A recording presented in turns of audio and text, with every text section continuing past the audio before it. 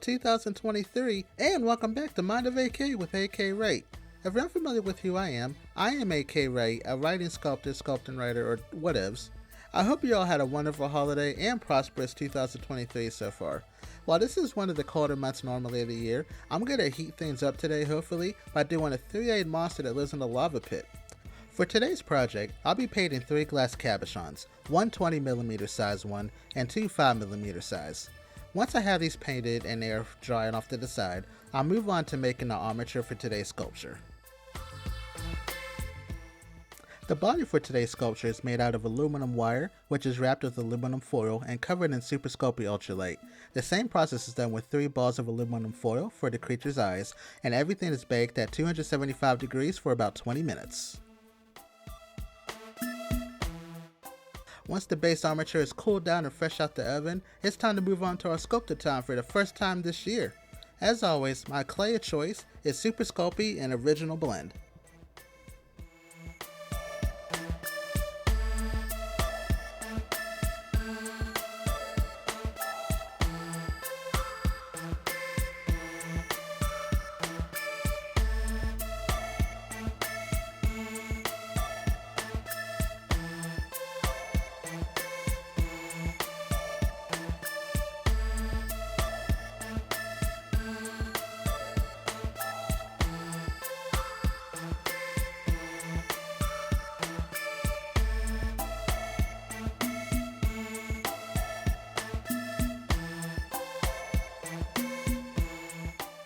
I'm attaching some rips of clay to the body just for dimensional purposes.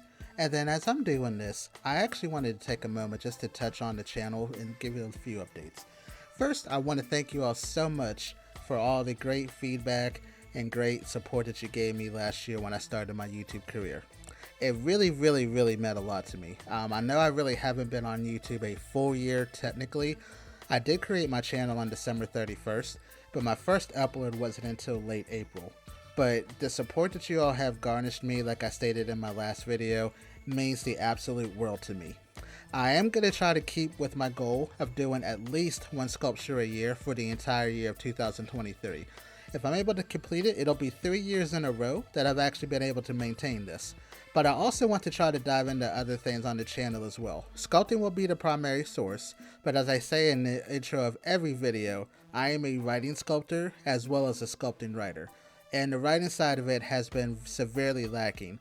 I am going to try to make up for that severely this year. I do have some few ideas in the fire that I do want to try to have manifest this year, and I am very excited to show you this other side of my life as well. I am very excited. As I alluded to in my recap video from last year, I have a lot of ideas that I cannot wait to develop and share with you all.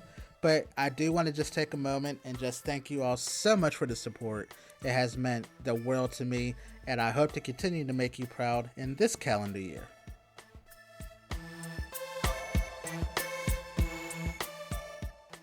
So, in a random tidbit nobody asked for, but I'm going to share it anyway. Most of the time when I'm sculpting, I am blasting a lot of Kid Cudi and Linkin Park, and I make my sculptures do a little dance. Like this. With my mini dance party now complete and my mental health verified as stable, I spend an abundant time detailing the eyes, including adding larger brows to each. On the main eye, to add some evil variance, it's going to get a pair of curved horns formed with 2 pieces of aluminum wire, which I'm inserting into 2 holes I'm going to drill. In hindsight, using cosplay medium fur would have been preferred, but seeing as I'm low at the moment, I wanted to save the amount that I have for the larger claws I'm going to make later in the video. With the horns fully in place and detailed to my liking, I'll move on to adding the final detailing to the main eye, and then I'll finalize the other 2 eyes by adding varied ropes of clay to each for dimensional purposes.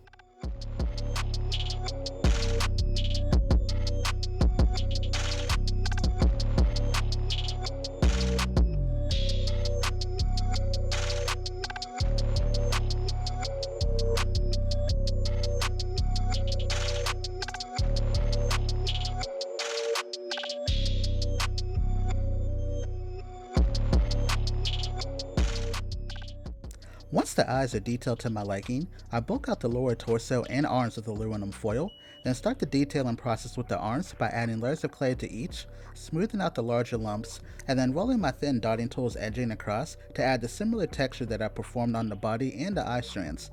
After detailing the arms, I take smaller pieces of standard clay and wrap them around my extended wire to make the larger claws. The claws themselves will be formed out of cosclay medium firm, and once positioned, I'm going to lock them in with a larger piece of original clay on top.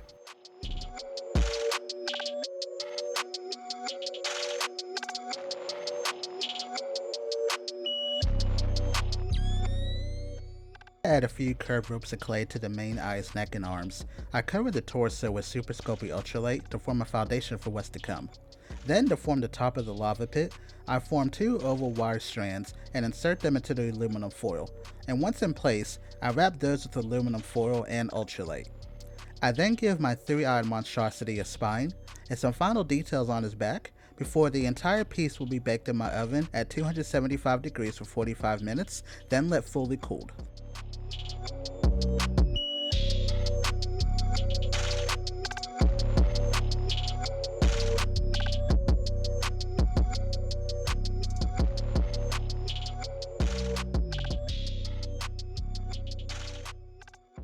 Out the oven and fully cooled down, I get to do what is becoming my favorite thing to do, craft-wise at least, in life.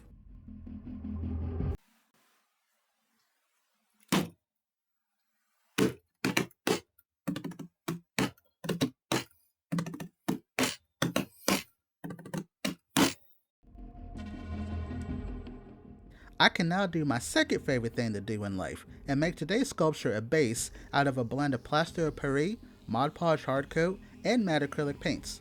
For today's project, I made two blends of all of the above. For the bottom exterior of my lava pit, I used a blend of red and brown, and for the inner core, a lighter orange blend. For those wondering, you don't have to use the hard coat with this step, it is totally optional. The reason I use it is because I like the plaster to have some added toughness once it's hardened, and I do find it seals in the color better into the mix, and I also make it easier for myself when I go to paint. It makes the exterior a little bit smoother for the next steps. Once everything is blended appropriately, I have about a 10-minute work time with each, so I apply these using a standard plastic spoon and knife because I'm cheap. And then once everything is applied, I allow it approximately 35 to 40 minutes to fully set before I can move on with my final steps for today.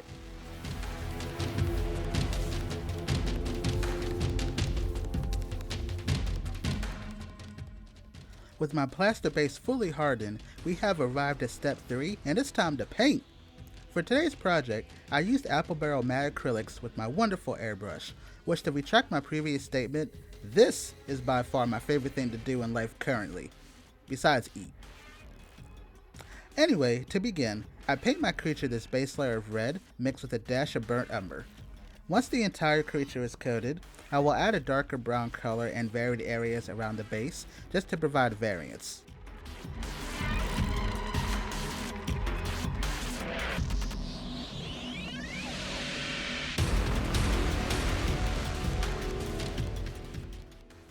Once the entire creature is coated, I add a darker brown color in varied areas around the base just to provide variance.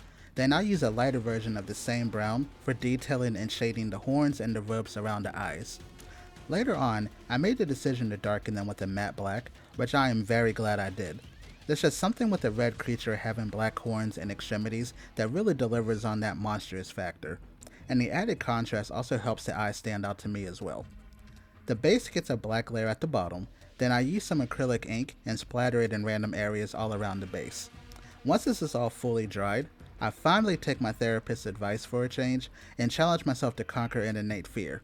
Today's fear is I finally use resin. I am using a 2-part A and B resin today to create the lava effect for the sculpture. I am blending parts A, the casting resin, and B, the casting hardener, and measured in equal amounts for roughly 5 minutes for the desired outcome to take effect. A word of caution, with resin, you must follow all instructions and take the necessary precautions while using it, and always use protective materials, as this stuff is super hazardous and toxic. For the sculpture, I made a few batches of resin mixed with either red acrylic ink or yellow acrylic paint. I had a small issue with the acrylic ink as it started out pretty dark. However, when blended with the resin, it turned pink. So to offset that, I added a batch of yellow resin and a few dabs of red acrylic ink and dark resin dye to darken it, and I believe this is truly what saved the sculpture and made it the way that I wanted it to look. Once I have my resin applied, and before it starts the hardening process, I take some leftover plaster from a previous project, crumble it in my mighty hand, and sprinkle it around the inner part of the base and down the front to add dimension and texture. Off camera, the ropes of clay, horns, and claws will get a gloss varnish applied, and then 24 hours later, our creature has finally earned a moment in the spotlight, and let's go ahead and give it to him. Lights, camera, and smaction.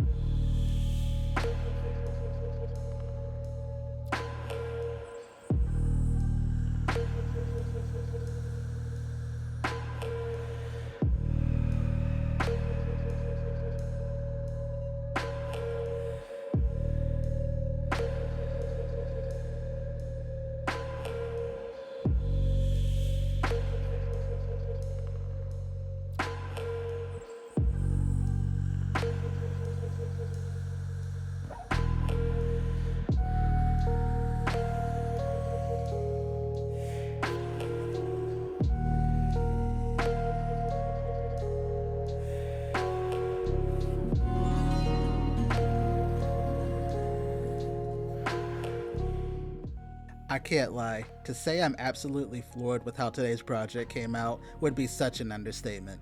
I've wanted to attempt this for the longest time, especially the resin, and I have been scared to death of it. But I pushed myself through, I conquered it, and I am so proud of myself. I hope you all enjoyed the project as well. If you did enjoy today's project, feel free to click the like button, hit the subscribe icon for future updates, and set bell notifications to be notified anytime I upload a video. I just want to echo again how thankful I am for all of you for watching today's video. If you made it this long in the video, I truly appreciate it. And rest assured, I will have another upload here actually in a few days because I uploaded this one a little bit late. But until then, stay loved, stay blessed, always believe in yourself, and I will see you next time, folks. See ya!